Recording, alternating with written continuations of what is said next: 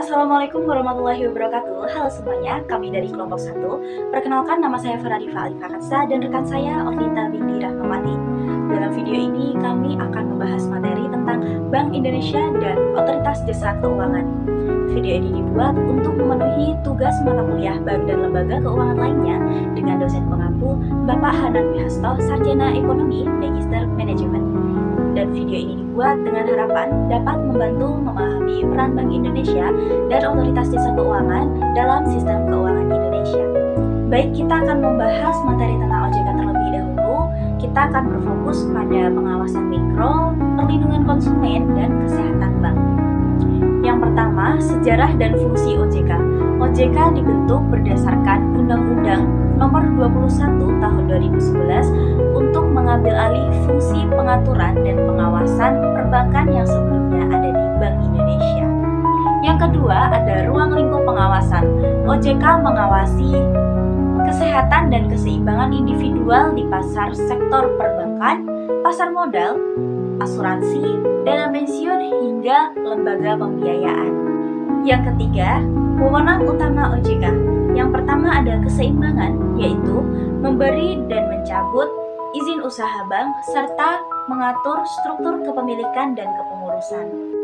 Yang kedua, kesehatan bank, yaitu mengatur likuiditas, kualitas aset, rasio kecakupan modal minimum, dan batas maksimum pemberian kredit. Yang ketiga adalah aspek kehati-hatian, yaitu mengawasi manajemen risiko, tata kelola bank, dan pencegahan tindak pidana perbankan.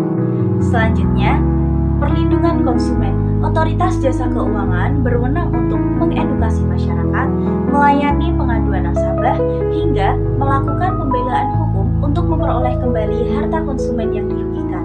Dan yang terakhir, koordinasi Bank Indonesia, Otoritas Jasa Keuangan, dan Forum Koordinasi Stabilitas Sistem Keuangan, yaitu OJK wajib membantu Bank Indonesia dalam himbauan moral kepada bank. Keduanya bersama Menteri Keuangan LPS tergabung dalam Forum Koordinasi Stabilitas Sistem Keuangan untuk mencegah dan menangani krisis sistem keuangan nasional. Baik, itulah materi singkat yang dapat saya jelaskan tentang Otoritas Jasa Keuangan. Selanjutnya adalah materi Bank Indonesia yang akan disampaikan oleh rekan saya, yaitu Orlinta binti Rahmawati. Baik, saya langsung saja. Di sini saya akan sedikit menyampaikan materi mengenai Bank Indonesia. Apa sih Bank Indonesia itu? Bank Indonesia itu berbeda dengan bank yang lainnya. Seperti contohnya Bank BCA, Mandiri, RI, ataupun bank yang lainnya.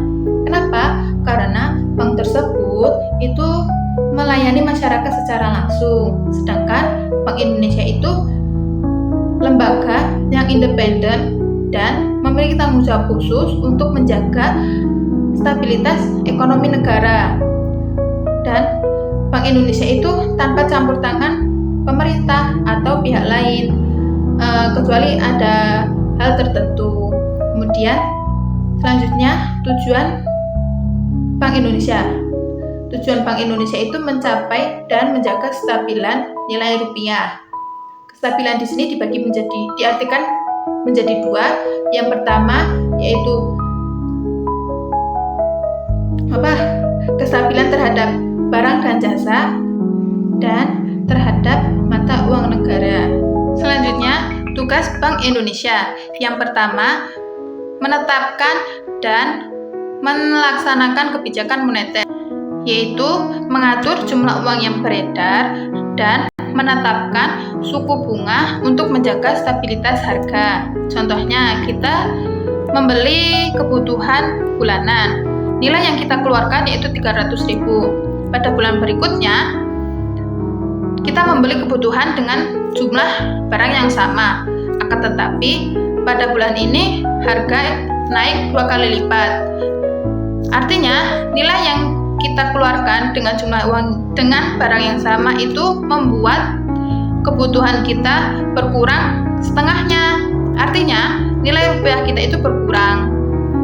Kemudian, kenaikan harga seperti ini itu membuat kehidupan masyarakat semakin sulit. Kenaikan harga pada barang dan jasa secara tiba-tiba dan terus-menerus itu dinamakan inflasi. Inflasi yang berlebihan membuat kerugian pada masyarakat. Artinya, sangat penting bagi kita untuk menjaga stabilitas harga dan nilai rupiah kita. Dari sinilah tugas Bank Indonesia. Kemudian, tugas Bank Indonesia yang kedua yaitu menjaga dan mengatur kelancaran sistem pembayaran. Misalnya, mengatur peredaran uang kartal dan sistem pembayaran elektronik. Contohnya, pembayaran yang biasa kita lakukan yaitu pembayaran melalui QRIS, terus transfer antar bank, BI Fast, dan lain sebagainya. Kemudian tugas Bank Indonesia yang ketiga yaitu sistem kelayakan. Kemudian tugas Bank Indonesia yang ketiga yaitu stabilitas sistem keuangan, yaitu menjaga stabilitas sistem keuangan dalam pengawasan makro prudensial. Nah, dari tiga tugas Bank Indonesia yang sudah saya sebutkan tadi itu perlu diintegrasi. Kenapa? Karena agar tujuan tunggal itu dapat dicapai secara efisien dan efektif. Kemudian peran Bank Indonesia dalam sistem pembayaran yakni sebagai berikut. Yang pertama sebagai regulator, operator, terus yang ketiga ada perizinan, terus pengawasan, dan juga sebagai fasilitator. Baik, itu saja yang dapat saya sampaikan mengenai Bank Indonesia. Baik, itulah materi yang dapat kami sampaikan. Apabila ada kesalahan kami dalam menyampaikan, kami mohon maaf yang sebesar-besarnya. Wassalamualaikum warahmatullahi wabarakatuh.